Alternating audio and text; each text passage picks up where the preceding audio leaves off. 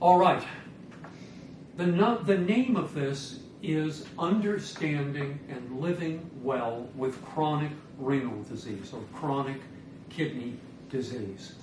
And the reason why you are here today, because as veterans, your medical record contains a large amount of information about your kidney function. It can be hard to find, but what your primary care teams did is look into your medical record and ask the question, do you have less kidney function at your age than you should have? Or do you have adequate kidney function for your age, but you have a lot of risk factors for losing more kidney function? And so you're here today because one of those two things applies, and I'm here today to prevent those risk factors from causing you to wind up on dialysis. And that is something that can be prevented 90% of the time if someone learns about it early enough. Now, the reason why you have less kidney function than you should for age can be a variety of things. You may have lost a kidney due to a kidney cancer. You may have a cystic kidney disease where the kidney is replaced by water or urine-filled cysts. You may have had multiple infections or stones in the kidney that chopped away at the cells in the kidney that do the work for you. Or you may have been exposed to toxic medications, to have had a very low blood pressure associated with a critical medical illness, something that starved the kidney of oxygen and blood long enough to damage some of the kidney tissue. So any one of those reasons, in addition to things like diabetes, high blood pressure, or other conditions that destroy kidney tissue, may have resulted in this situation. In the next 2 hours, it's basically going to be 4 things that I talk about. What is kidney disease? How it affects your body? What you and your family can do to reduce the risk of your losing more kidney function and winding up on dialysis or needing a transplant. And if the kidney disease progresses and worsens despite your efforts to stop it, what are your options? So I'm going to talk about those 4 things in the next 2 hours. Now, you have 2 fist-sized kidneys. When you were born, your kidneys were the size of your baby fist. Today, they're the size of your adult fist. As you grow, the kidneys grow in size, but as we'll see, they don't increase the number of kidney filters. Basically, what you have today is what you were born with minus what you've lost due to those things I was talking about. Now, your kidneys are located about 2 inches away from the biggest blood vessel in the body, the aorta. I think of this as the 220 line from your heart. It has the highest pressure and the highest blood flow of any blood vessel in your body, which is nice for the kidneys because that means they get maximum amount of blood to filter to remove waste products. Unfortunately, after the urine is filtered by the kidney, it has a long route to go from the kidneys that are located up here under your back ribs all the way down to the bladder before it meets the outside world. And there are a lot of things that can go wrong between the filter working and the urine appearing in the bladder and getting out. That little pie slice off to the right is a single kidney filter. Each one of those kidney filters, if you look at the picture on the left, consists of a filter with the red arrow pointed to it, and then a long tube that looks like a still. And in fact, that's what it is. When the raw urine is filtered out of that nest of leaky blood vessels, and you can see that in magnification over on the right side, that thing that looks like a nest of snakes is the leaky blood vessels wrapped up in a ball to make the filter. When that raw urine leaves that filter, it goes down into that still, and a normally functioning kidney concentrates it by 100 to 1. So if you didn't have that still working for each one of your kidney filters, you would have to put out 150 quarts of urine a day, which would be rather difficult for anybody. But by concentrating it to 100 times, you only have to put out about 1.5 quarts of concentrated urine a day. But if the kidney is injured and that still doesn't work as well, you can be fooled. You can think, hey, I'm putting out a whole lot of urine. My kidneys must be working great. But you may be putting out a whole lot of dilute urine that doesn't contain all the waste products. Now, you were born with about 1 million kidney filters in each kidney, and you have 2 of them. So if nothing went wrong during your time in the womb, you came out with 2 million kidney filters ready to go. If you were born premature or low birth weight or both, you can wind up with as few as 600,000 total kidney filters. So low birth weight or premature, if you were either of those or both, one of your risk factors for the kidneys failing early is that you started life with too few kidney filters. Now your kidneys, if I could make you transparent and I could look through your skin and see your body organs, I couldn't see your kidneys very well, because in the front they're covered by the liver. On the left, they're covered by the stomach and the spleen, and in back, they're protected by the big muscles of the back. It's very, very hard to injure the kidneys from the outside. They're too well protected.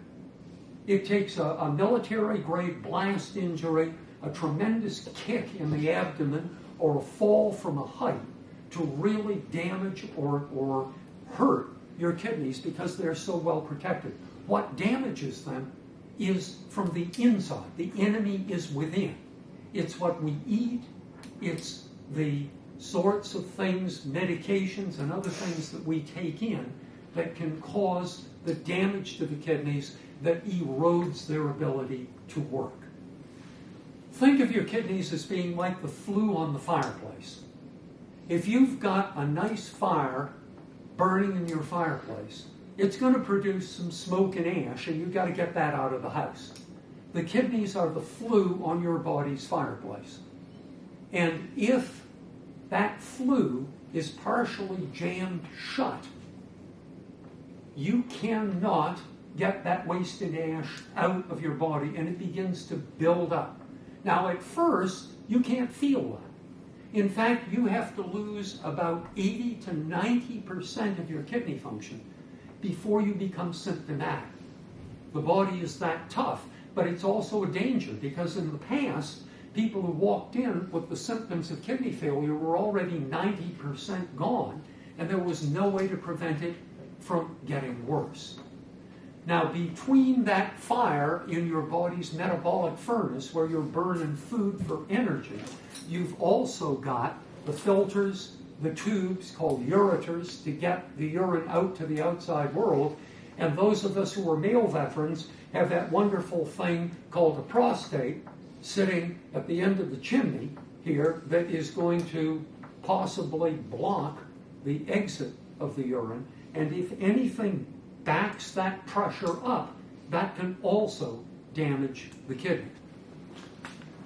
Think of the buildup of waste products as being kind of like if you had a candle, a Christmas candle going, and you put a plate over the top of the candle inside the jar. After a period of time, the smoke and ash, the waste products build up, the oxygen goes away, and the flame goes out. If your kidney function drops by over 95%, it poisons your body. And that used to be called uremic poisoning.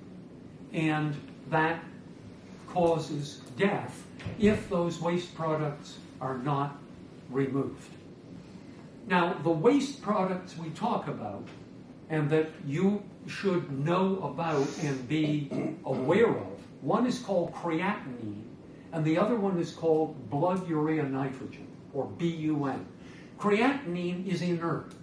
It's made by your muscles every day as you exercise, walk around, the muscles are doing repair, they release creatinine at a constant rate, and it gets into the blood and the kidneys remove it.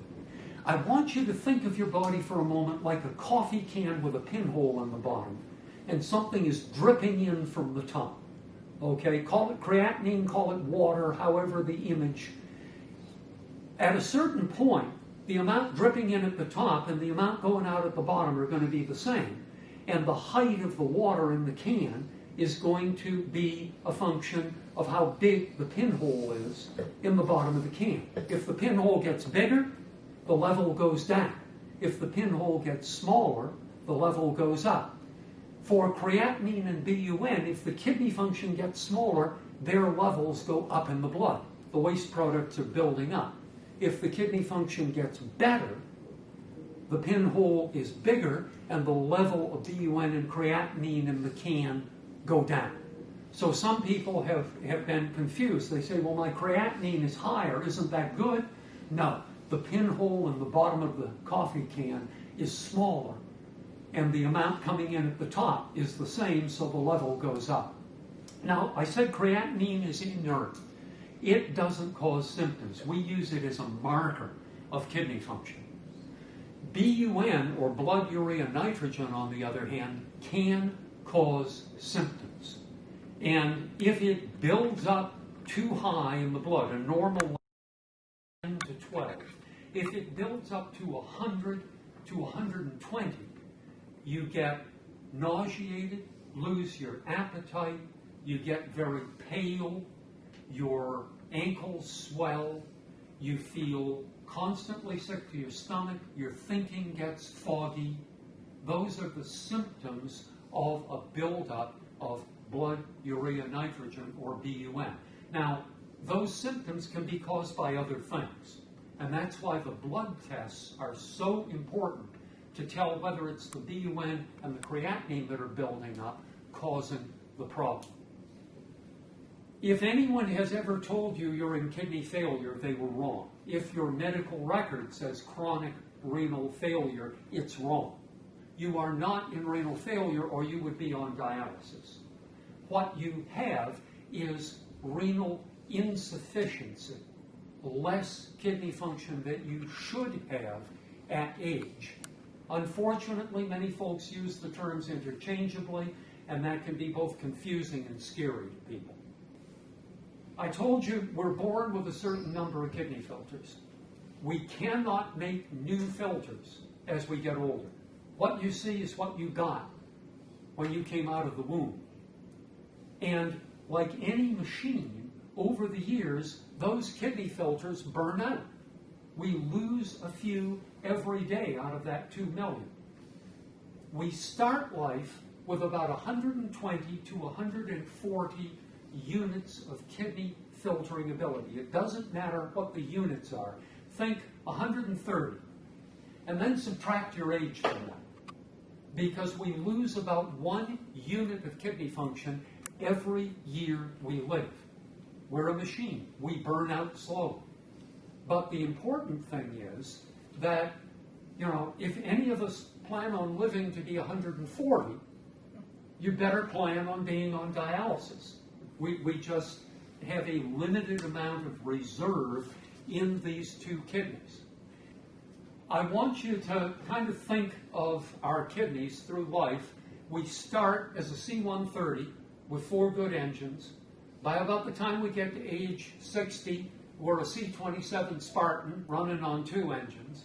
And by the time we get to be about 80, we're a Piper Cub running on 1 engine. And the important thing about that analogy is that if you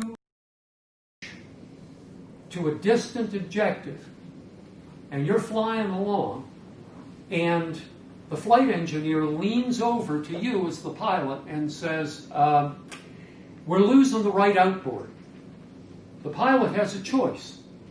He can either say, okay, we're going to lose some altitude, or he can try to run the remaining 3 engines up harder and hotter in order to maintain altitude. The kidneys try to do that, but of course when you do that, what does that do to the remaining engines? It stresses them even more. And so by the time you get down to about 60 to 80 years of age, you have got to be very, very careful with those remaining engines. You've got to take it real easy on them, because if you don't, they could burn out and you can land well short of life's runway.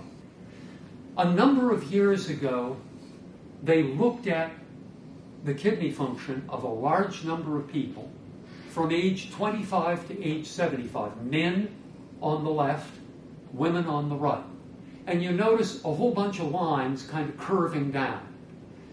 That's the spread of kidney functions. The people that started low were probably premature, low birth weight, or lost a kidney, were only born with 1 kidney.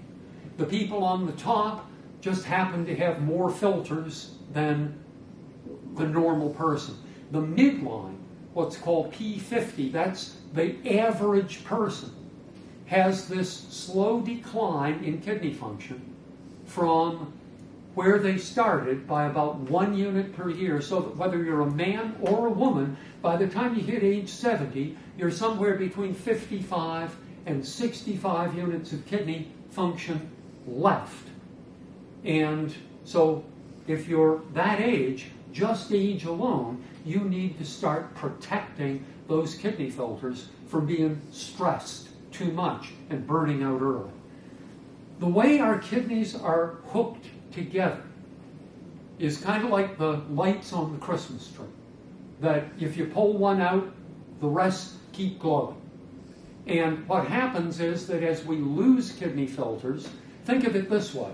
If the artery is coming in from the top and the vein is going out from the bottom for each of these little filters, and this guy gets injured, my finger with the bandage on it drops out, the remaining 3 work harder and harder trying to filter a quarter of the blood coming out of your heart every minute.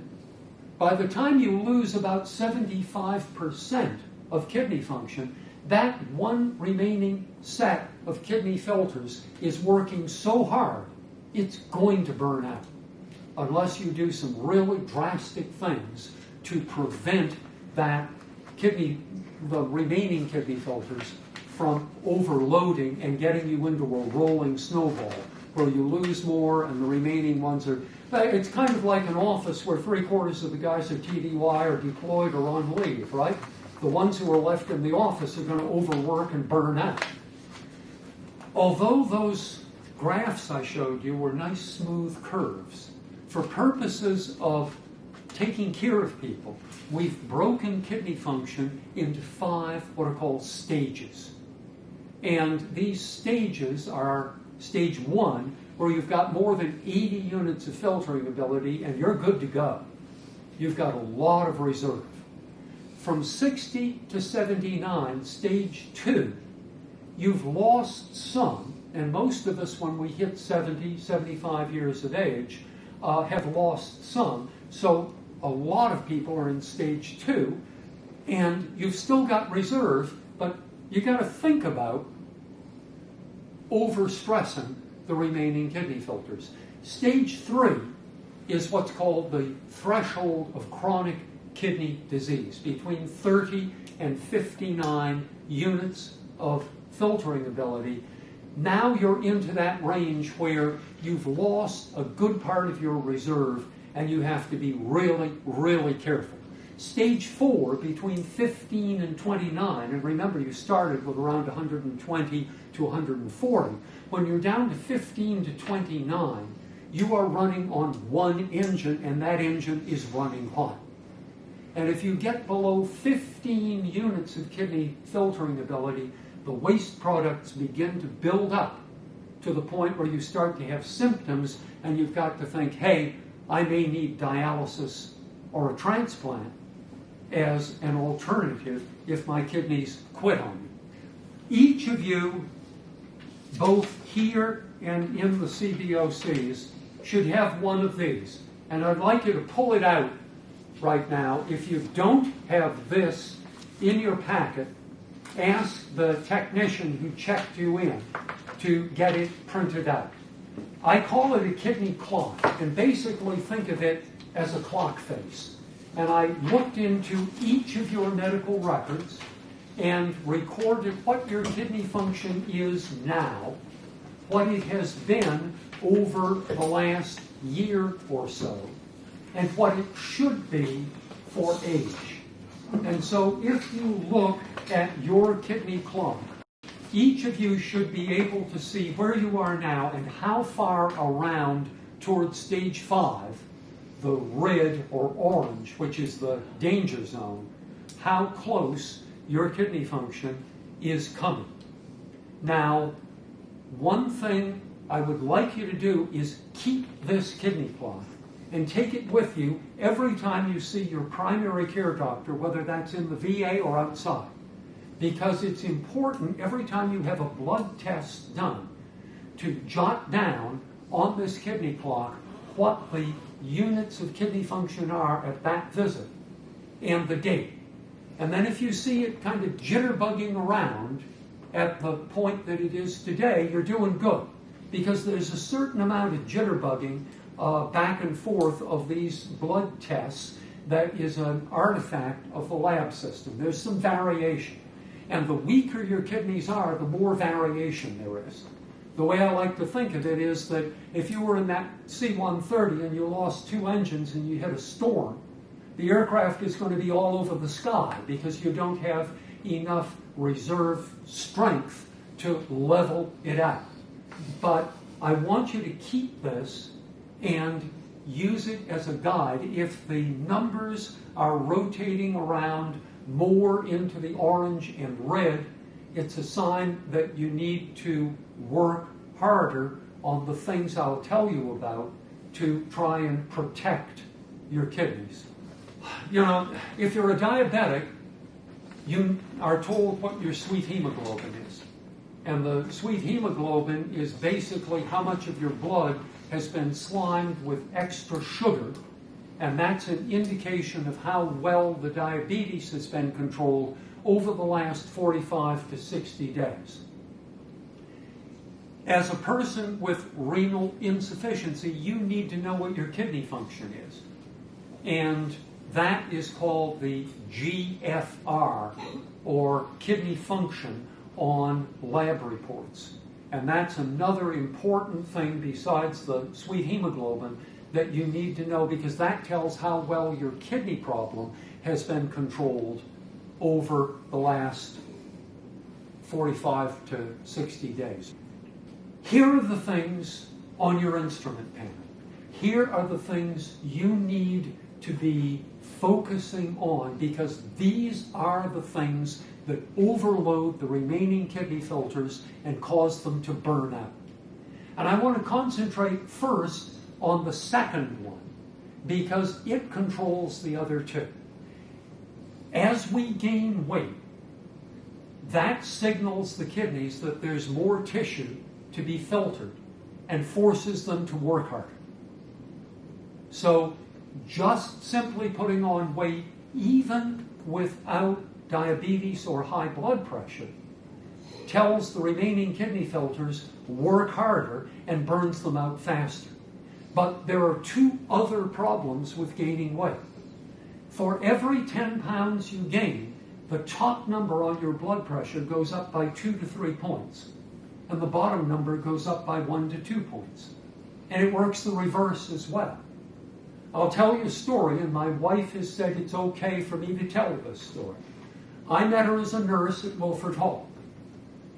We got snap orders to go to the Philippines 8 weeks after our first child arrived. She showed up in the Philippines with me, and we had a house girl that made wonderful leche flan and pancit canton, and in the next 3 years that we were in the Philippines, she put on 80 pounds. She came back to the States and stuck her arm in the blood pressure cuff in the wellness center, and this 33-year-old person had a blood pressure of 160/100. And being a nurse, she looked at me and said 3 words that any husband knows to fear. This ends today. And over the next 3 years, she lost all 80 pounds, and today at age 70, and we're both 70, her blood pressure is 90/45. And that's on no medications. That's just from losing weight.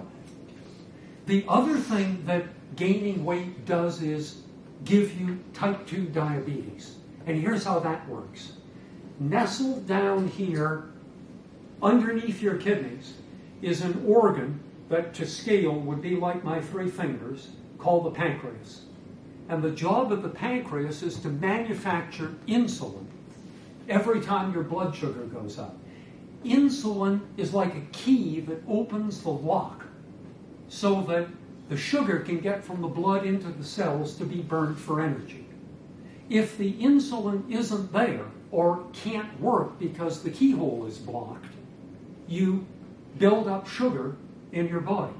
And it's the extra tissue inside and outside the abdominal cavity that secretes hormones that block the keyhole. Now, as we get older, the kidneys get weaker, and so does the pancreas. So the problem if you gain weight as you get older is that not only is your pancreas not making as much insulin, but also now the keyhole is blocked and the insulin you're making can't work. So the sugar builds up in the bloodstream and the body turns into a bad house girl. It basically either throws the sugar out the window or stuffs it under the rug. If it gets thrown out the window, what happens is that the sugar gets filtered and shows up in your urine. And that urine dipstick test for sugar turns positive. Now, it turns out there's a new type of diabetes medicine that actually causes that to happen. So, you need always, anything I say, talk to your primary care doc. Certain diabetic medications that are brand new cause sugar to appear in the urine, and in that case, that's not bad. The other thing the body does is stuff it under the rug. And the way it stuffs it under the rug is that it takes that extra sugar and sticks it onto the body proteins. It slimes the body. Basically, if you have type 2 diabetes out of control, your body is trying to turn you into rock candy. And that extra sugar gets stuck on the cells. The red blood cells that are circulating in your body get extra sugar stuck on them, and hey, that's the sweet hemoglobin. So people can get rid of both type 2 diabetes or markedly reduce it, and markedly reduce blood pressure and get off many blood pressure medications in some cases simply by losing weight. It's like the fulcrum on both hypertension and diabetes. There are also some medications and X-ray dyes I'll talk about. Smoking leaves is known to cause kidney problems, and protein in the urine. And I'm going to go through each of those. One other thing about gaining weight. The body doesn't just put it around the middle. It also sticks it under the tongue and where your tonsils used to be. So as you gain weight, the tongue gets pushed up and the tonsil area gets pushed in. And that triangle between the tongue and the tonsils gets smaller and smaller, and there's that thing called the uvula up there that hangs down in the back of your mouth, and eventually when you lay back to sleep at night, that little uvula acts like a flat valve and jams the hole that you breathe through closed. When that happens, your body goes on red lights and sirens emergency. You're not able to breathe. You may be asleep, but these two glands on top of the kidney, called the adrenal glands, let off a huge amount of adrenaline. And that adrenaline drives your blood pressure up into the ceiling tiles and tries to wake you up. And it gives you nightmares and a lot of other things as your body is trying to shake you and say, wake up, I can't breathe. It is known that 50% of people who are able to lose the weight, half of those people who can lose the weight who are on a CPAP mask, can get rid of the CPAP mask, because the body reabsorbs the fat under the tongue and opens up the hole to breathe again. So it's not a sure thing, but it is a good way to help reduce or get rid of sleep apnea by losing weight. And by the way, when that blood pressure is up in the ceiling tiles, when you're not able to breathe, that damages the kidneys. And it also damages the heart. So it's very, very important to reduce the weight for that reason. So those 6 things that we talked about are basically your instrument panel. And if you're landing well short of life's runway, get control over those 6 things and pull back on the stick. Let's talk quickly about high blood pressure. You need to check your blood pressure at home. If you don't have a good blood pressure cuff, the VA will issue one for free, and it has a memory in it, and it can be used to help you control your blood pressure. How you take your blood pressure is very important. Do not use a finger blood pressure device or a wrist blood pressure device, because they are not calibrated to the same standards as an arm blood pressure device. I want to paint a picture, and it's kind of like today. It's wet, it's cold. You've been cruising around the parking lot for 45 minutes looking for parking. No joy. It's getting close. You pull out your cell phone or your watch, you look at it, and you can just hear that you're late. So your heart is starting to go, the adrenaline levels are going. You decide, I'm going to take the valet. You drive up to the valet. The line is all the way around to building 8. You finally get to the point where you can throw your keys to the valet person. You hump across the parking lot. You run into your pact. And what's the first thing they do? Oh, you're almost late. Let's take your blood pressure. Okay, they're under pressure to get you checked in. But you're under pressure to protect yourself. Never let anyone take your blood pressure unless you've been at rest, sitting down for 5 minutes. That lets the adrenaline go down. See, when we get older, these pipes that the blood goes through started when you were 25 on active duty as nice, flexible rubber tubes. As we get older, they go from nice, flexible rubber tubes to leather tubes, and in some cases to lead pipes. When you were young and the adrenaline was flowing, these things would give with each heartbeat, and the top number didn't go sky high. As you get older, and these guys are less flexible, if you're really upset, if you're really pushing, every time the heart beats, that top number is going to go sky high. And so being at rest takes that into account and gives a more accurate blood pressure. No clothing between the cuff and the arm. That blood pressure cuff that they take the blood pressure with in the clinic isn't listening like my blood pressure cuff with my stethoscope for the thunk-thunk as the blood comes down into the arm. It's feeling for little vibrations in the skin. If these guys are not as flexible anymore, there's less vibration. And if you've got cloth between that less vibration and the cuff that's trying to listen for that vibration, it becomes really dicey whether you're going to get an accurate blood pressure or not. So never let anyone take your blood pressure over clothing, even something as thin as a shirt like this. They got to use the right size cuff. One size doesn't fit all. Use a big cuff for a big arm. Use a small cuff for a small arm. If you use a big cuff for a small arm, the blood pressure is inaccurately low. If you use a little cuff for a big arm, the blood pressure that's measured is inaccurately high. And so you want to make sure, just ask, is that the right size cuff for my arm? If you have an irregular heartbeat, if someone has told you that you have atrial fibrillation or atrial flutter, your heart is beating irregularly. Those automatic blood pressure cuffs are calibrated for a regular pulse. So it will be necessary, if you have a chronically irregular heartbeat, they're going to need to check your blood pressure manually to make sure it's accurate. Why should it be accurate? If you go back to see your primary care doc, they don't know the conditions that blood pressure was taken under, and if that number is inaccurate, you could get too much or too little blood pressure medicine. So in your own self-protection, be sure to follow those rules. 5 minutes at rest, no clothing, right size cuff. If my pulse is chronically irregular, it has to be done manually.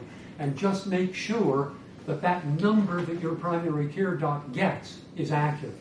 We talked about excess weight.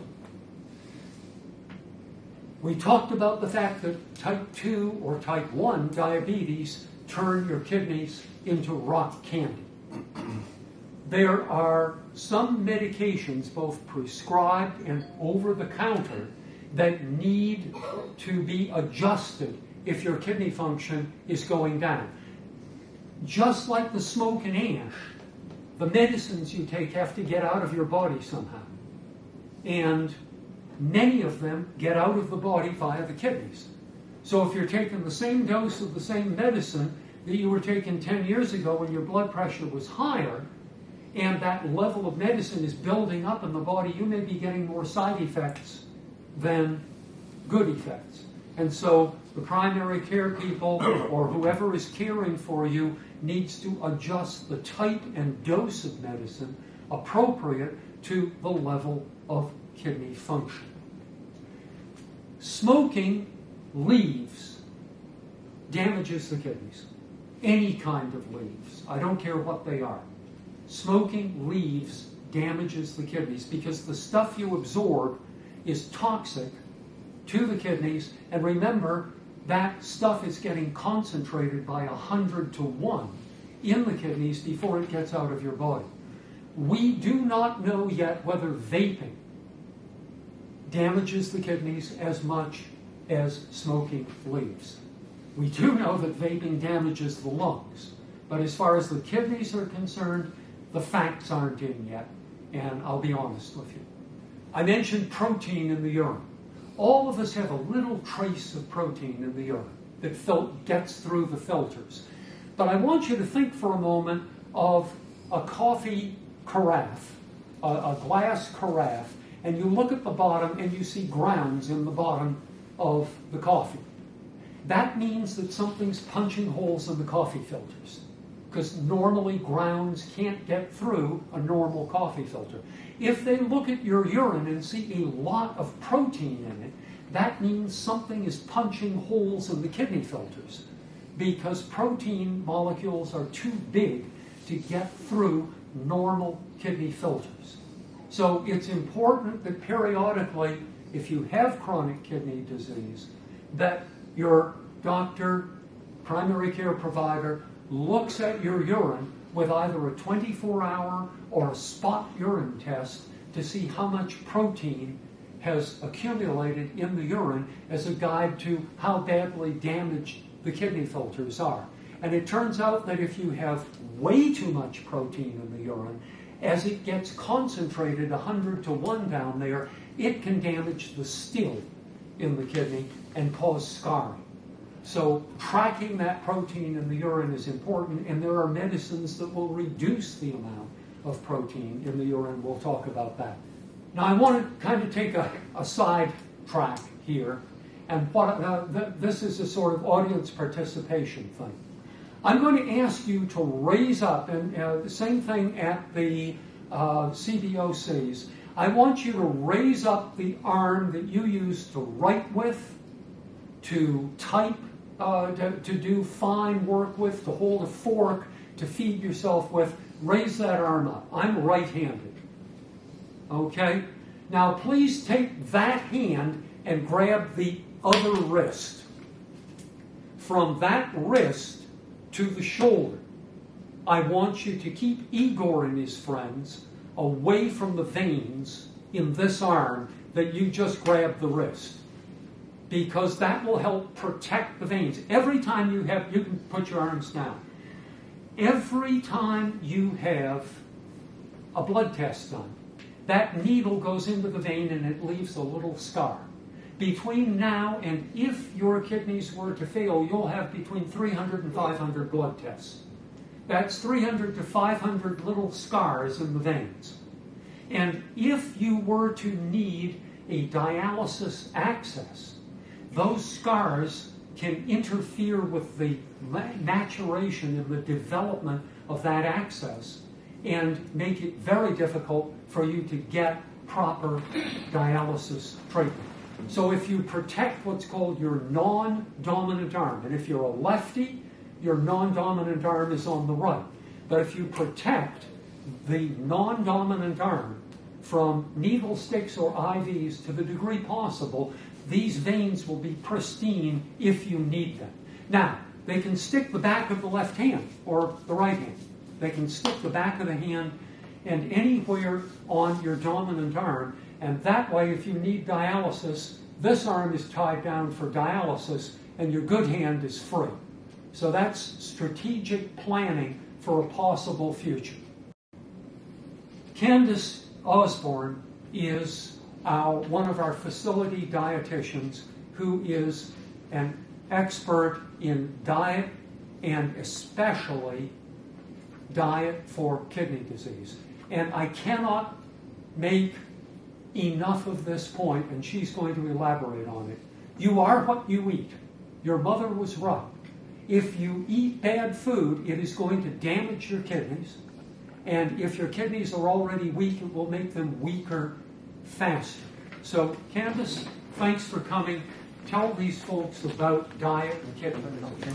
Okay, so I'm Candace Osborne. I am one of the dietitians that is here at Mountain Home that is available for you all to talk about what can we do with the food that we eat to help with our kidney health. Okay. Also available for you all at the CBOCs is there are dietitians there as well. One of the things I just want to let you all know at the CBOCs is that if you wish for a nutrition appointment to talk to the telehealth, the people that sit out front, they can schedule an appointment there at the CBOCs.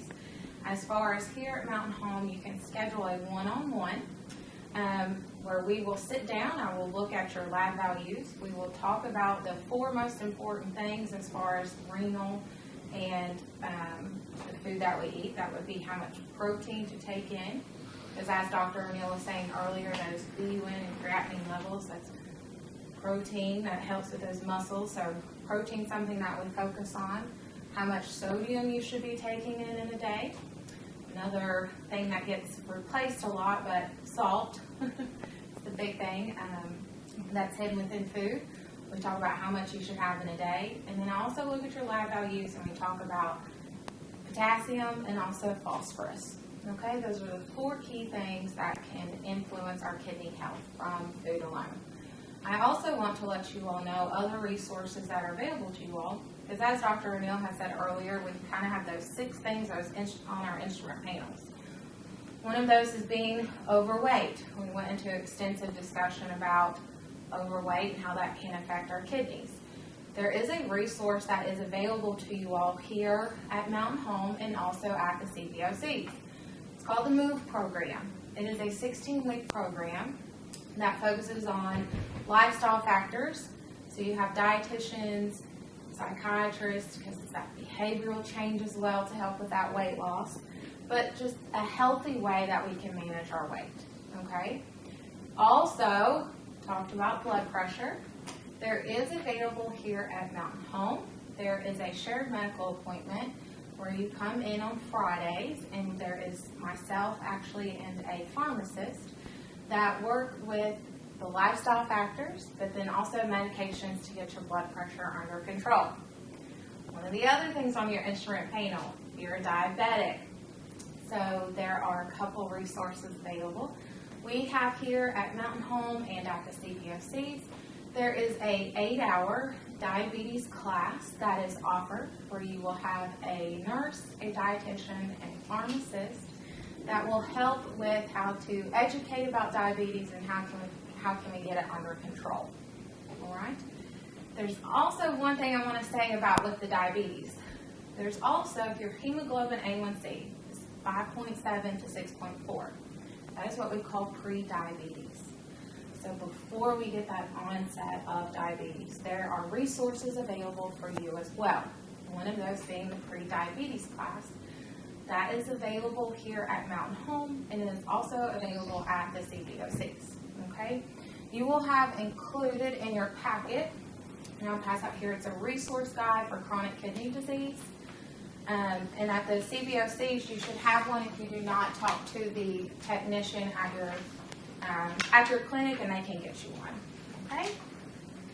And this will have all the information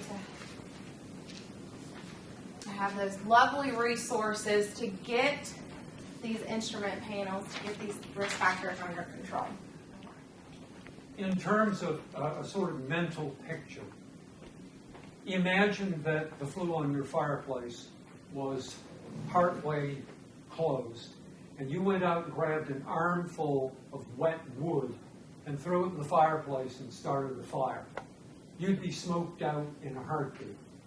What Candace and her team will try to do is work out a way to put you on smokeless fuel so that the result of what you eat being burned in your body won't produce so much wasted ash that it overloads the remaining kidney filters. Now, some medications actually ease the kidney's workload. And those medications, end in either pril or sartan. Lisinopril, enalapril, ramipril. Those are examples of the prils. Examples of sartans, eprosartan, losartan, valsartan. If you are on any of those medications, those were probably started both for your blood pressure and to take some of the load off your kidneys. If you are not on one of those medications and you have either high blood pressure or diabetes, ask your primary care provider why not. There are some good reasons. Some people develop terrible allergic reactions. Some people develop very high blood potassium levels, which can be partially helped by Candace's folks with the right diet. But the bottom line is, if you're not on a pril or a sartan, ask why. There is another brand new class of medicines that end in flosin, like empagliflozin. And these medicines, and one of the folks here mentioned they were on one of those, cause the kidneys to dump sugar, but they also have some effects that seem to reduce the workload on the damaged kidneys. So again, there are medicines out there that can help the kidneys to withstand the increased workload on the remaining filters. But there are some over-the-counter medicines, prescription medicines, and supplements that damage kidneys. And unfortunately, high doses of Motrin, Advil, Tolectin, I'm talking about 3 or 4 over-the-counter size doses of these a day chronically, damage the kidneys. A big cause of kidney damage in this part of the country is BC powders and Goody powders. I have put at least 5 people on dialysis in the last 10 years because they were chronically overusing BC powders and goody powders, and it basically turned their kidneys to scar. So anything that is in the non-steroidal anti-inflammatory family, NSAID, has the potential, if you overuse it, to cause kidney damage. Now, Tylenol and aspirin do not cause kidney damage. So a low dose of, for instance, ibuprofen and a Tylenol taken together, unless you're allergic to either one of those, can be more potent in relieving pain than either one alone. But you definitely want to talk to your primary care doc because you do not want to get into interactions with your other medicines. The other medicine that doesn't cause kidney problems, but some people can't take because they're on a blood thinner, is aspirin. You can overly anticoagulate your blood if you're on a blood thinner and you take aspirin for pain. There are X-ray dyes that contain iodine and MRI dyes containing gadolinium that can hurt the kidneys. And that's an important thing you need to remember if you are ever in a situation where someone says you need a CAT scan, or you need an angiogram, or you need a cardiac cath, and we're going to use dye. Put the hand up and say, I've got weakened kidneys. Take that into account, please. Because what they'll do is use less of the dye, and just before they give you the dye, they'll give you a bolus of salt water in the vein. And that causes the dye to go straight through the blood, through the kidney, and into the bladder, and not hang up in the kidneys where it can cause damage. Now, there are some times when you have to have the dye. But again, self-protection. Put up the hand and say, let's think about this. If you're at the VA, a little thing pops up on the computer screen that says lower kidney function, check. But that isn't the way with a lot of the computers at other medical facilities. Diet supplements can be dangerous. I take vitamin D.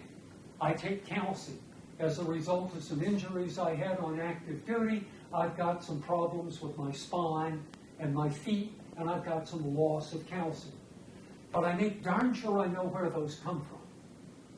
If the bottle says USP compliant, that means that the manufacturer has voluntarily given a sample of the medicine, of the supplement, to the FDA to be checked for toxins. If it says that, you're probably safe. If it doesn't say that, you have no idea what's in that supplement. And there are a lot of people who have been put on dialysis because, for instance, ginseng coming from China was loaded with indomethacin, the most powerful and dangerous non-steroidal for the kidneys, and went into kidney failure. So you really need to bring, before you go on a diet supplement, bring it into your primary care doc and say, hey, can you tell me anything about this? Is this safe for my kidneys? And if the pharmacists can't find out, it's because the company is not releasing what's in it, and the safest thing to do is not take it, because you don't want to nail more of your kidney filters. Quick review before we start the second half. These are the things you need to be concerned about that we know absolutely overwork and damage the remaining kidney tissue. And, a blood pressure above 130 to 135 over 80 will overload the kidney filters. So at home, with your VA blood pressure cuff, seated for 5 minutes, all the things we talked about, you want that blood pressure top number to be 130 to 135, and the bottom number to be 80 to 85 or less. You want to get as close as you can to lean body weight. Do not panic diet. Slow, work with the dietitian, get the weight down. You also want to get the diabetes under good control. We talked about medications and X-ray dyes. They'll be following the protein in your urine. And if you're currently smoking any kind of leaves, try to stop. The kidneys are not just filters. They're not just sieves for the waste products. The tissue in between the kidney filters does a lot of work for the body. The kidneys control calcium. They make vitamin D. They get rid of phosphorus. They protect your bones. The kidneys prevent acid from building up in the body. Kidney insufficiency weakens your immune system, making you more likely to get infections, and it's harder for you to get rid of them. The kidneys also help keep the blood count up through absorbing iron and making, or helping with the absorption of iron, and making a hormone called EPO, or erythropoietin, that yells at the bone marrow. So let's go through these one by one. Your bones are made of phosphorus and calcium. You take calcium and phosphorus in with your diet. It gets into your GI tract. The calcium can't get from your GI tract into your blood without vitamin D. Vitamin D acts as a key that opens up the door to let the calcium come in from your GI tract to your blood, the same way insulin opens up the door to let the sugar get from your blood into the cells to be burned for energy. Guess which organ makes vitamin D for your body? The kidneys. And if the kidneys are weak, they don't make as much vitamin D, and not as much calcium, not enough calcium, gets into your bloodstream. And what happens? 4 little glands up inside your thyroid gland that are about as big as the end of my pinky finger, called the parathyroid glands, start screaming, got to get calcium into the blood because it's important for the heartbeat and other things. Well, where do the parathyroid glands borrow the calcium from? It's like the federal government in a deficit. The parathyroid glands borrow calcium from the bones on an IOU and never pay it back. So your bones get weaker and weaker and weaker if you've got a vitamin D deficiency from your kidney disease. Phosphorus, on the other hand, as the dietitians will tell you, is everywhere in our diets, but it doesn't need a key. You drink or eat something rich in phosphorus, that phosphorus goes right through from your GI tract into your blood, too much of it, and those same parathyroid glands scream, too much phosphorus, and start trying to dump the phosphorus and borrow calcium. So you really need to be mindful by reading the labels and talking to the dietitians about how much calcium and phosphorus are in your diets. If you don't have enough vitamin D, there are supplements, and they can check your blood for vitamin D levels. And if you're getting too much phosphorus from your food, that's relatively easy. You become a label reader and you avoid anything that says phos or pyrophos or phosphoric acid. Now, normally, your kidneys also get rid of excess acid.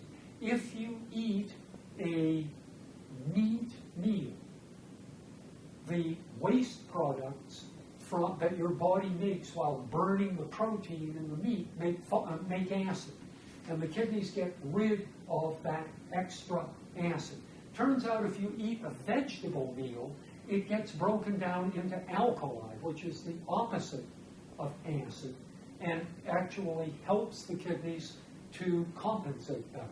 But when acid builds up with weakened kidneys, it etches the bone. It can dissolve bone and make your bones weaker.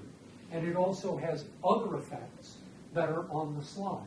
And if you develop signs of too much acid in your blood, your doctor can give you either bicarbonate tablets or a lemony flavored stuff to drink called bicitra that your body turns into alkali to neutralize the acid that your weakened kidneys are no longer able to neutralize. If you remember when you were on active duty, the guard shack out at the front of the base, the front entrance, how did it work? You drove up to the guard shack and you were wearing a uniform and there was a decal on your front window. And if the uniform and the decal were the right ones, they'd wave you through. If you tried driving through with the wrong decal and no uniform on, they'd stop you to find out who you were. And if you kept on driving, they'd open fire. That's the immune system. Every cell in your body except your red blood cells has an ID badge and a uniform on it that the body recognizes as, I'm me, don't shoot. If something tries to get into your body that isn't wearing the right uniform and doesn't have the right ID badge on it, your body opens fire. If your kidneys are weak, they don't open fire as early, and they may not recognize things until too late. And that's why people who have kidney problems, advanced kidney disease, are 10 to 50 times as likely to develop severe complications from annual flu and even die from it as people with normal kidney function. And the same thing goes for pneumococcal pneumonia and a bunch of other diseases. So you need to keep the guards at your front guard shack up and functioning and keep your immunizations up to date. Now the VA is good about that. They constantly monitor which immunizations you need and ask, will you get that today? I strongly recommend that anyone with kidney insufficiency get all the immunizations they can to strengthen that weakened guard force at your front door. There are 2 pneumococcal vaccines. There is a vaccine for hepatitis B, which I'll talk about, and you need to be tested for it. There are tests for hepatitis C. There's no immunization, but there's about 6 or 8 medicines now that will cure it. And all veterans are tested for hepatitis C. And if they got it, how do you get hepatitis A? You get it from the kid at the salad bar who didn't wash his hands after using the bathroom. You get hepatitis B or C from blood transfusions, sex, needles, and those are the ways that people get hepatitis B and C. However, you can be tested for A and B and get immunized for it. A generally goes away. You get it once, you get sick, it goes away. B and C, it can stick with you and cause liver cirrhosis and liver cancer. So those are bad actors. Now, C is not very easy to catch. Basically, that's unprotected, high-risk sex or contaminated needle use. B, unfortunately, is ferociously contagious. And I'll tell you a story. When I was a third-year resident at Wilford Hall, I'm walking down the hall toward the elevator. About 20 feet ahead of me, a guy comes out of the dialysis unit, and he turns and walks down toward the elevator. We're both about 20 feet apart. Halfway down the corridor, he looks surprised, grabs his chest, and face plants on the floor. What do? I run up to him, turn him over, feel for a pulse, listen for respirations, neither, called a code, and then did what we were supposed to do in those days. Pinch his nose, tilt his chin up, open his mouth, and breathing before starting CPR. About a month later, I'm over at the club with some of my resident friends. I have one long neck, and I feel like someone's beating me up. They bring me over to the emergency room, and the ER doc looks at me and says, "How did you get hepatitis, TJ?" I don't know. I'm not having dangerous sex. I don't use drugs. I haven't had a blood transfusion. Wait a minute. How about that guy I coded last month? He was positive for hepatitis B. So the point is, you need to be immunized. That was 6 months before they released the hepatitis B vaccine. So I didn't miss a shot. The shot didn't exist. Okay. Zoster vaccine, absolutely. Several of you have probably had zoster, shingles. What happens is you get chickenpox as a kid.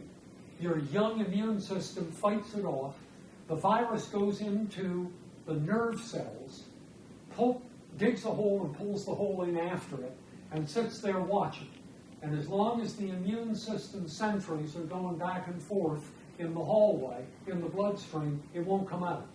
But when you get kidney insufficiency and get older, and there aren't as many sentries around, out comes the chickenpox virus and infects the skin overlying the nerve, and it's terrible. They have a new vaccine that is a killed virus vaccine that is much better than the first vaccine. And in fact, if you had the first vaccine, you should get the second one because it is so much better, and there's no live virus in it, so there's no risk that you can get the virus and have it break free. So definitely get the zoster vaccine. The tetanus vaccine is important too, not so much for the tetanus, but for the whooping cough. A lot of people are not having their kids immunized nowadays against whooping cough. And if one of your grandchildren gets whooping cough and your tetanus, whooping cough, diphtheria vaccine is expired, you can wind up with a really bad case of whooping cough from your grandkids. The other thing the kidneys make is the stuff that keeps the blood count up. Every day, you've got 1 trillion red blood cells, microscopic red blood cells, banging around in your plumbing. Those red blood cells, from banging around in the arteries and the veins, get damaged. And after about 45 to 60 days, this organ over on the left side of your abdomen, called the spleen, underneath and behind the stomach, pulls the damaged red blood cells out, chops them up into raw material, and sends it to the bone marrow to make new red blood cells. But there it stays unless the kidneys tell the bone marrow to make more red blood cells. And the way they do that, since they're seeing so much of the blood coming from the heart and feeling for how much oxygen is in it, if the oxygen level is going down, they make a hormone called EPO, or erythropoietin, that's like a first sergeant yelling at the bone marrow, saying, come on, do your job. If the yelling by the kidney gets weak, the blood count has a tendency to go down over time. You can partially correct for that by taking oral iron. But there gets to a point where even though your iron levels are at the top normal, the kidneys are still not telling the bone marrow to make more red blood cells. And at that point, you may need a shot called EPO or Procrit that's given like insulin under the skin once every week or every other week. And it's synthetic EPO that goes to the bone marrow and says, get with it, make me some more red blood cells. The problem is it has to be monitored closely, because if your blood gets too thick, that can cause clots and blood pressure problems. Blood really is thicker than water, and if you make it too thick, it can be a problem. Now, the pharmacists here work with the kidney doctors to monitor that, to keep the levels safe. You want to read and learn as much as you can, and some of the notes in your package include sources that you can go on the web to learn more about kidney disease. One of the things that is included in your package is a sort of purple trifold called AAKP. That is a national group, the American Association of Kidney Patients. They put out an excellent magazine that is called Renal Life. And that magazine has a lot of recipes in it. It talks about dialysis units. These people also go to Washington every year to try to keep them from cutting the funding for kidney research so that we can get better diagnostic and therapeutic tools. The other thing that's in your package that has to do with kidney education is something called Welcome to the VA e-Kidney Clinic. This is a 24-hour-a-day, no password, no username resource that the VA has made available to everybody in the country at no cost. And it has a lot of the same material in it as in this lecture. And it's available 24 hours a day on your computer. And if you don't have a computer that you can use to get on the internet, go to your local library, because librarians love to help veterans who don't have computer access to get online and print some of these things. I also included in this package for education and information something called milestones. Milestones is points that you need to be aware of in the course of your kidney disease as to what questions to ask. And then there's also an instruction sheet on how to use your kidney clock. There is a National Kidney Foundation diet guide that you can read to prep for your appointment with the dietitian. There's also a couple of National Institutes of Diabetes, Digestive and Kidney Disease pamphlets called Peritoneal Dialysis, Hemodialysis, and What is the Right Treatment for Me. And those are purely for information, contingency planning, if you will, for the future. None of you need dialysis right now. But if you read through these, you should have more information to ask the right questions if the kidney function keeps getting lower. And there's also an online reference called kidneyschool.org, which is also very good and has a lot of accurate, well-reviewed information. So National Institutes of Diabetic, Digestive, and Kidney Disease, kidneyschool.org, Welcome to the e-Kidney Clinic, the AAKP. These are all great sources of accurate information. And that's the VA online kidney video description of it. If you Google Welcome to the VA e-Kidney Clinic, you can get there as well. Now, I'm going to break into the last module of this. I've talked to you about what kidney disease is and where your kidney function is, how kidney disease affects your body, the things you can do working with your doctor or nurse practitioner or primary care provider to help reduce the chances of loss of future kidney function. And the last is what to do if the kidney function keeps getting worse. If you get closer and closer to that 15 to 20 units of kidney function danger point, what do you do? Well, when you hit 20, you ask, am I a transplant candidate? Because the VA and Medicare will allow you to undergo an evaluation of whether you're a transplant candidate and sample your cells to see what the decal, if you will, the windshield decal and the uniform look like, so they can find a good match kidney in the future and set you up on what's called a list. As we'll talk about, the list may take 3 to 5 years to find a matching kidney. So you want to start early. When you get down to 15 units of kidney function, remember you were protecting your non-dominant arm.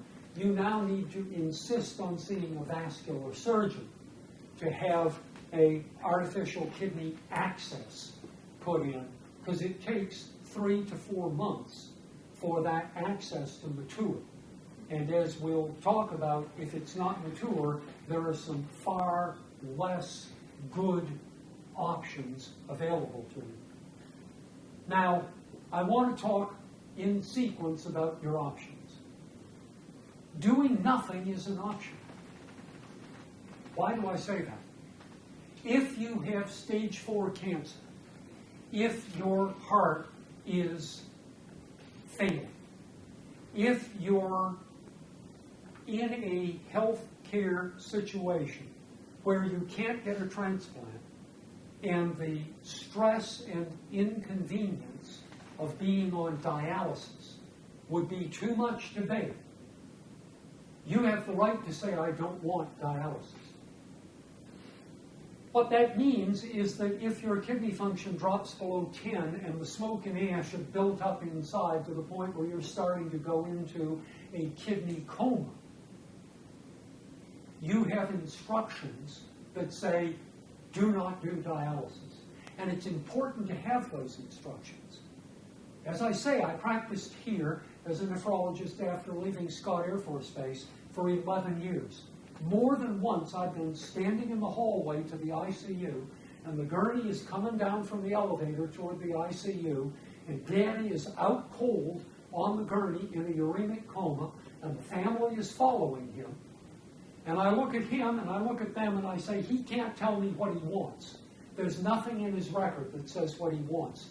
What do you think he would want? And what did they generally say? Do everything. Do everything. Does that include kidney dialysis? Yes, dialysis, everything. And about 3 hours into dialysis, Daddy wakes up, looks at me, and says, what the heck are you doing? I told them I didn't want dialysis.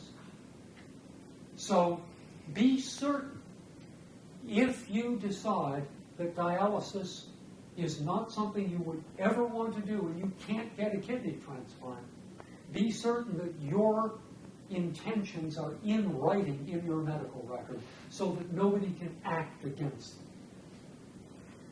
If a person goes into a uremic coma, they generally die within 10 to 14 days, and the side effects of the uremia, the nausea, the itching, the disorientation, can be treated with medication to make them bearable. Let's talk about dialysis and transplant. There are 2 kinds of dialysis, hemodialysis and peritoneal dialysis. Hemodialysis involves taking about a Coke can full of blood every minute out of your body, cleaning it, and returning it back into that access that you had made. So that access has to be fairly large because a dialysis needle, and please don't take the caps off of these, a dialysis needle is a fairly big needle. And so that access has to mature for about 90 to 120 days, and it has to be about the size of my little finger in order to be able to remove a Coke can full of blood every minute and return it. Hemodialysis involves one of 2 choices. You can either do it at home, and the VA will pay for that, or you go to a dialysis clinic. The VA here has about 30 dialysis clinics between Marion and Sevierville that we contract with, so that nobody is more than about 15 minutes from home to get to a dialysis clinic unless you live up around Bowles Gap or one of the mountain areas where it may take 20 to 30 minutes to get down to Marion, for instance. Hemodialysis in a clinic is done 3 times a week, 4 hours. You go in at a set time. They numb up the skin over the fistula. They put one of those needles in to take the blood out, and the second needle to put the blood back in once it's been cleaned. And you sit there watching TV or reading. Hopefully you protected your good hand, or having a meal while they're cleaning your blood. At the end of that time, they take the needles out, put bandages over it after holding pressure over it, and once the bleeding has stopped and the bandage is secure, you go home and you come back 2 days later. So it is Monday, Wednesday, and Friday, or Tuesday, Thursday, and Saturday for the rest of your life. 3 days a week for the rest of your life, 4 hours each treatment. And that is something that it takes that much to be able to clean the blood out adequately. Now, if you do it at home, you can do it shorter period of time and more frequently, and you can do it at your convenience, but you have to have someone standing by while that home dialysis is going on, and it can be a family member who's been trained to know how to turn the machine off if there's a problem, return the blood, and call 911. So hemodialysis involves putting the blood through an artificial dialyzer module that looks like this. And there are 10,000 little filters in here, and the blood goes in at this end, comes out at this end, and the clean dialysis fluid that removes the waste goes in this end and comes out this end. And over a 4-hour period, enough of the waste products are removed so that you can live a fairly normal life. But it is 3 treatments a week for the rest of your life.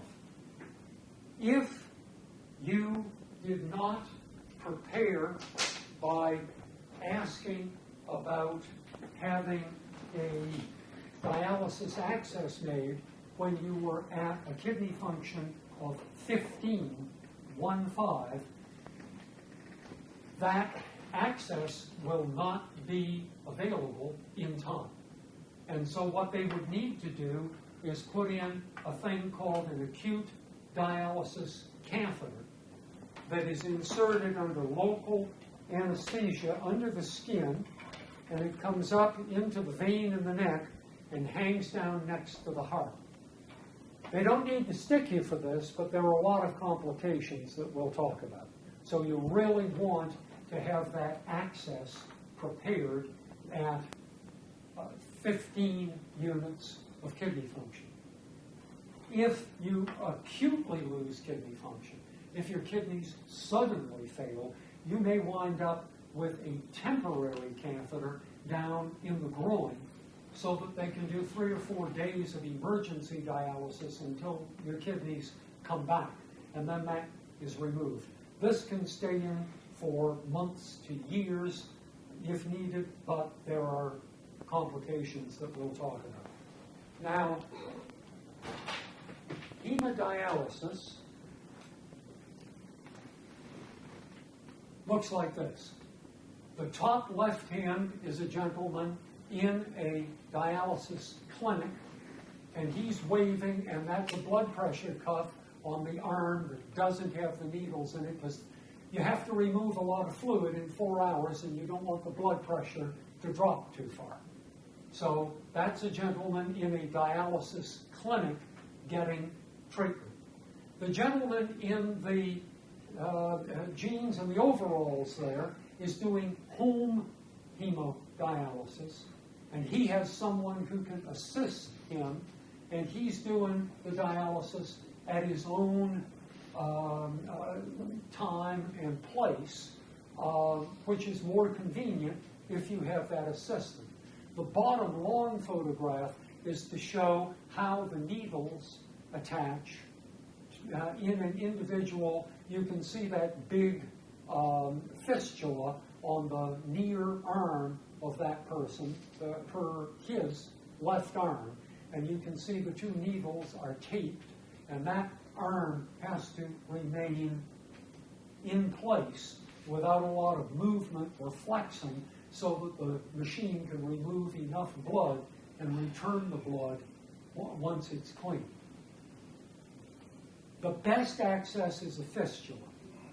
And what they do, what that vascular surgeon does at 15 units of kidney function is join an artery to a vein, and the vein blows up over that 90 days from being about this size, which is a normal arm vein size, to about this size, and then it's ready for use.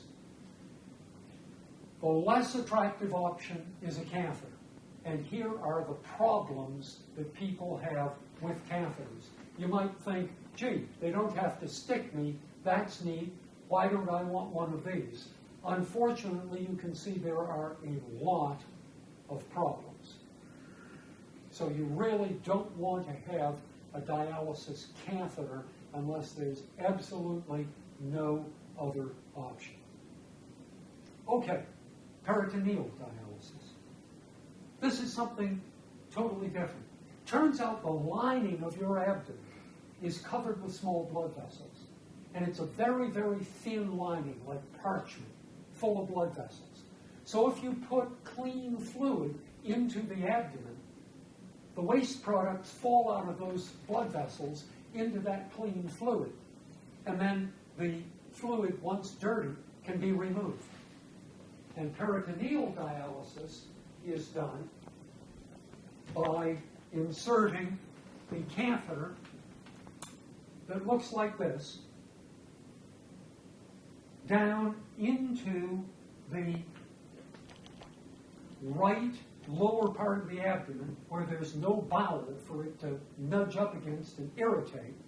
And that catheter sits down there and it comes up to the surface through the peritoneum and under the skin, and this much hangs out of the abdomen. And like this gentleman in the top right-hand picture, he's going to sleep. And what he did before he got into bed was to put on a mask, gloves, put a clean drape over his abdomen, had disinfectant on a gauze, made sure it was disinfected, and then very carefully clamps the catheter so that air can't get in and fluid can't get out, takes off the cap with his gloved hands, reaches over, took the tube from that peritoneal dialysis machine and connected it up and went to sleep. And during the night, every couple of hours, the machine puts in clean fluid, takes out dirty fluid. Puts in clean fluid, takes out dirty fluid. In the morning, he gets up, sits on the edge of the bed, mask, gloves, soak, clamp, unhook, new sterile cap, tucks it under his underwear, and goes about his daily business. My poster child for this was a gentleman who I knew took care of a Travis, who was a long-haul truck driver, 16-wheeler driver, between Vallejo and Chicago. And he had a bunch of peritoneal dialysis fluid bags in the back of his cab. He would leave Vallejo, having gotten up with his dialysis machine, which was also in the suitcase next to him in the truck. But every 6 hours, he'd stop at a truck stop, take a bag of PD fluid, bring it into the quick stop, put it in the microwave, 45 seconds, get it up to body temperature, take it back up to the truck, unwrap the bag from under his underwear, lay it down, dirty fluid goes out, new fluid goes in, tuck it under his underwear, and drove off down the road.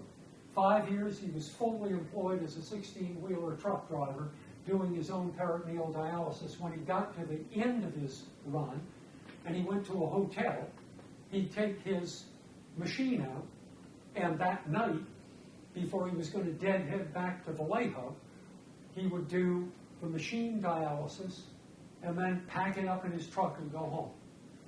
Peritoneal dialysis tends to have better survival. It's easier on the heart because you're not trying to take off 6, 7, 8 quarts of fluid in 4 hours. It's much easier on the heart. And the nice thing is you get to do it yourself rather than having somebody sticking needles into you and doing it for you. But the big trade is you have to do it right. Because if you mess up, and this is dirty, and you put fluid in that takes bacteria that you coughed or sneezed on this thing while you were changing it because you forgot to put your mask on, and those go down into a nice, warm, dark abdomen with lots of sugar, you've got a peritoneal infection called peritonitis. Most of the time, that can be cured with a couple of days of antibiotic, But if you have too many of them, it makes that nice, thin filter go bad in the abdomen, and then you have to go back on hemodialysis. So hemodialysis, peritoneal dialysis.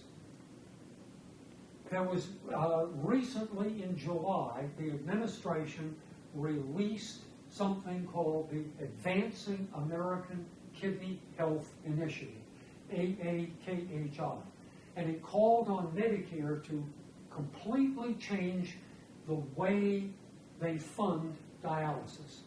They are now funding much more home dialysis, both peritoneal and hemo, rather than having people having to go into these clinics 3 times a week. And they're also putting more emphasis on transplant and transplant early, like I talked to you about getting listed for a transplant when your kidney function hits 20, rather than waiting until you're knocking on the door of the dialysis unit. The AAKHI also says that the VA will pay for transplants at community transplant centers. So rather than having to drive all the way to Nashville to the VA transplant program there's an excellent University of Tennessee transplant program at Knoxville, which is much closer. And the VA should be able to pay for a transplant at that program. The thing is, there are 100,000 people in this country waiting for a transplant. And they only manage to get about 14 to 20,000 transplanted a year. So the waiting list is 3 to 5 years. And there are unfortunately people who don't get listed for a transplant early, who have to wait the whole 5 years, and they actually die on dialysis. Is there an age limit, age cutoff on it? Generally speaking, they say 75, but it depends on your body. If your body, there are no formal you can'ts anymore. If you're healthy and able to tolerate the transplant, they will transplant older patients than they did 5 years ago because they found they do well. So, it gets dicey if you're 80, or if you're in your late 60s or early 70s and you've gotten yourself really healthy, they'll say yes. There are some changes coming here at this VA. As I said earlier, I retired 3 years ago. This is a volunteer activity for me now, but there are 3 excellent nephrologists who are here on staff. Dr. Eric Peterson, Dr. Scott Moore, Dr. David Joseph. The 3 of them are working on creating what is called a multidisciplinary renal disease clinic, where not only will there be the nephrologist, but dietitian, pharmacist, clinical social worker, information manager, and a nurse educator will all be down in that one clinic, and they'll be able to track people's kidney function much better, and if you're at high risk, really apply the whole armamentarium to trying to slow that down. And they're in the process of getting funding for that multidisciplinary clinic now, and my hope is that in the next 1.5 years to 2 years, it'll be up and running. It's going to be located where the old ICU was, in the basement of building 200.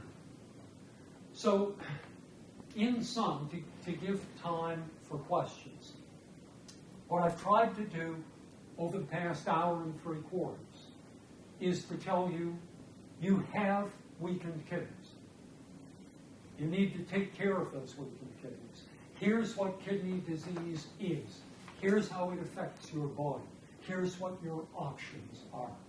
And my hope is that with this information, working with the dietitian, working with the pharmacist, you will be able to put the skids on the progression of your loss of kidney function, sort of flatten out that glide path. And whatever the future has in store for you, I would prefer that you would land there without having to take a detour off the end of the runway into a dialysis unit. I thank you for your patience. I appreciate your coming on a cold, miserable day to bear with me for this 2-hour period.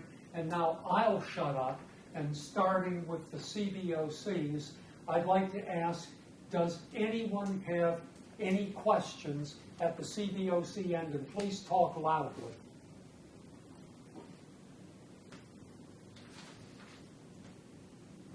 Okay, I don't see any questions from that end. Are there any questions from this end? I do. Yes. You described me to a T. Okay. Overweight, high blood pressure, diabetic, the whole 9 yards. Is there any help for me? You have the ability to take away the weight Yeah, and thereby make the diabetes and hypertension better. right. It may not be 100%, but the thing is, a lot of that ball is in your court. And that's what this class was about. All it'll do is just stop the progression, or will my kidneys get better? There may be some capability for a slight improvement, but from where you are right now, you could, if you can stop it right there, you could live comfortably for years. And that's the thing. I mean, when we have lost 3 out of 4 engines and we're limping along on one, but if you can maintain straight and level flight at 5,000 feet, you can clear the perimeter fence. If you keep going down, there'll be a point where you're not going to clear the perimeter fence anymore. Yeah, I was in a C-47 one time. Exactly.